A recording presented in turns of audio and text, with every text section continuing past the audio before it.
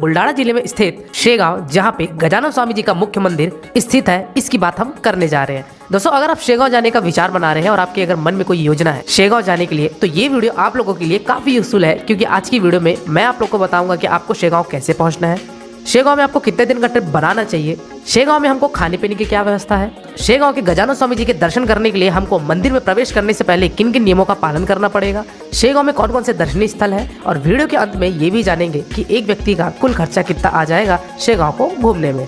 तो बने रहिए दोस्तों मेरी वीडियो में, एक एक करके सारी बातों को मैं विस्तार पूर्वक वर्णन करूंगा, जिससे आपको शेगांव यात्रा करने के लिए काफी सहूलियत मिले और आपका खर्चा भी कम से कम बजट में हो जाए। तो बिना विलंब किए वीडियो को प्रारंभ करते हैं। सबसे पहली बात कि आपको शेगांव कैसे पहुंचना है। दोस्तों, शेगांव पहुंचने के लिए जो सबसे सुखद साधन है वो तो है आपका बाई ट्रेन, जो कि आपको शेगांव में ही रेलवे स्टेशन मिल जाएंगे।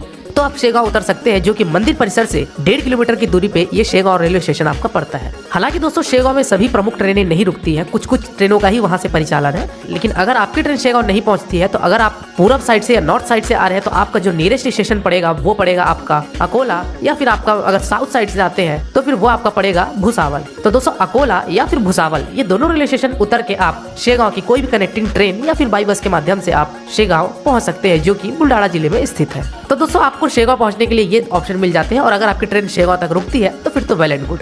चलिए दोस्तों, अगली बात करते हैं कि हम शेगांव पहुंच चुके हैं। अब हमको मंदिर परिसर कैसे पहुंचना है और हमको वहां पे रुकने की क्या क्या व्यवस्था है। दोस्तों, शेगांव मंदिर कैंपस तक पहुंचने के लिए आपको रेलवे स्टेशन के बाहर से एक फ्री बस सर्विस चलती है, जो कि गजानन स्वामी मंदिर ट्रस्ट की तरफ से ये सर्विस चलाई जाती है।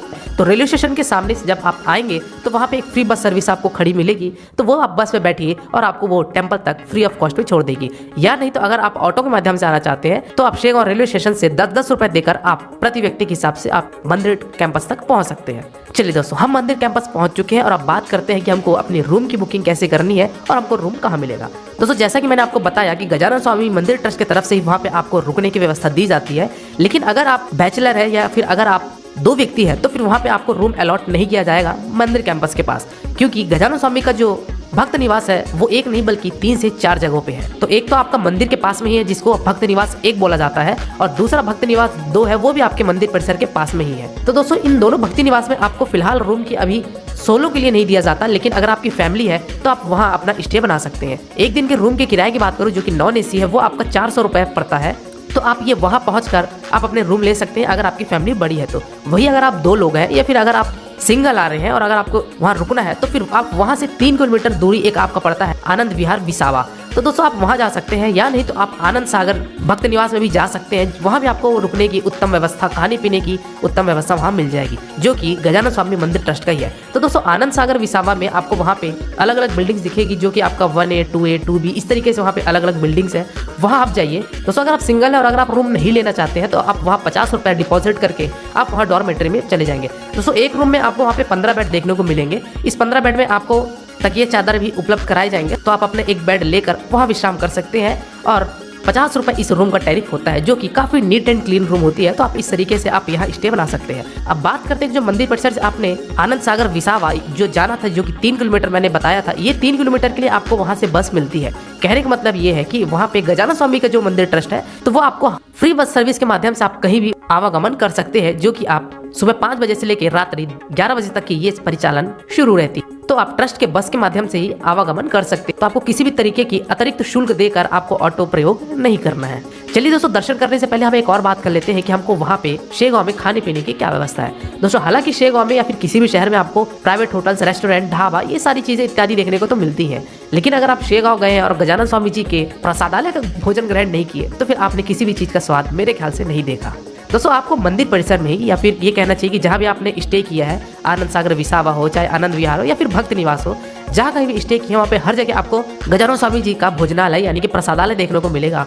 वहाँ आप जाइए, 35 रुपए में एक व्यक्ति की भरपेट थाली रहती है। आप वहाँ पे 2 बार 3 बार जितने बार आपको खाने की इच्छा हो, आप वहाँ भर पेट भोजन ग्रहण कर सकते हैं। और साथ ही साथ अगर आप ब्रेकफास्ट करना चाहते हैं, तो 7 रुपए में आपको उपमा, पोहा, और 20 रुपए में आपको इडली, और 10 रुपए में दूध, चाय, कॉफी, ये सारी चीजें ब्रेकफास्ट में मिलती है। तो आप इस तरीके से गजानन स्वामी जी के ट्रस्ट का इस उचित मूल्य पर आप अपने भोजन ग्रहण कर सकते हैं। चलिए दोस्तों, ये बात थी कि अगर आप प्रसादालय में भोजन ग्रहण करते हैं तो ये सारी चीजें आपको देखने को मिलेगी। वहीं अगर आप बाहर खाना चाहते हैं तो शेगांव की सबसे प्रसिद्ध है वहाँ पे कचौड़ी। तो आप कचौड़ी भी जरूर खाइएगा, क्योंकि शेगांव की कचौड़ी काफी ज्यादा प्रसिद्ध है और वहाँ की कचौड़ी आप एक बार जरूर ट्राई कीजिएगा। चलिए दोस्तों, बात करते हैं कि हमको अब गजानन स्वामी जी के दर्शन करने से पहले किन किन चीजों का ध्यान रखना है। दोस्तों, सबसे पहली चीज तो ये कि अगर आप डबल वैक्सीनेटेड है तो आप सर्टिफिकेट जरूर प्रांगण में प्रवेश कीजिए।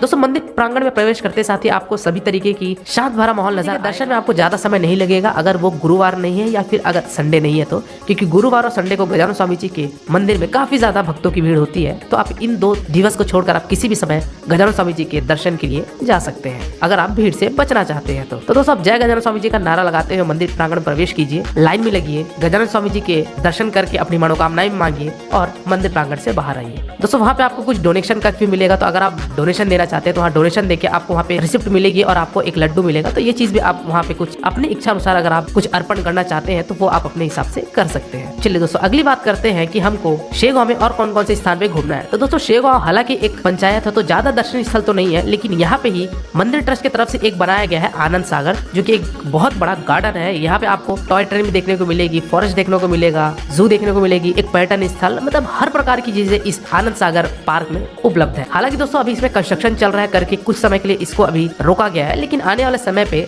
आनंद सागर पुनः अपने सुचारू रूप से आरंभ होके सभी चीजों का आप लुत्फ उठा सकेंगे। तो आप आनंद सागर भी जरूर जाइएगा और शेगांव को आप इस तरीके से एक्सप्लोर कर सकते हैं। चलिए दोस्तों, अगली बात करते हैं कि हमको शेगांव में कितने दिन की ट्रिप बनाना चाहिए। दोस्तों, अगर आप काफी दूर शहर से आए हैं, अगर आप लोकल नहीं है तो आप एक रात का स्टे बनाइए, यानी कि अगर आप एक रात 2 दिन की ट्रिप बनाते हैं तो आप शेगांव गजानन स्वामी जी के दर्शन भी अच्छे से कर लेंगे और आप आसपास के 1-2 जगह हैं वो भी आप इजिली घूम लेंगे। तो दोस्तों, आप एक रात 2 दिन की यात्रा जरूर बनाइए शेगांव की और अपनी वापसी ले सकते हैं। चलिए दोस्तों, अगली अंतिम बात करते हैं कि हमको शेगांव घूमने के लिए एक व्यक्ति का कुल खर्चा कितना आ जाएगा।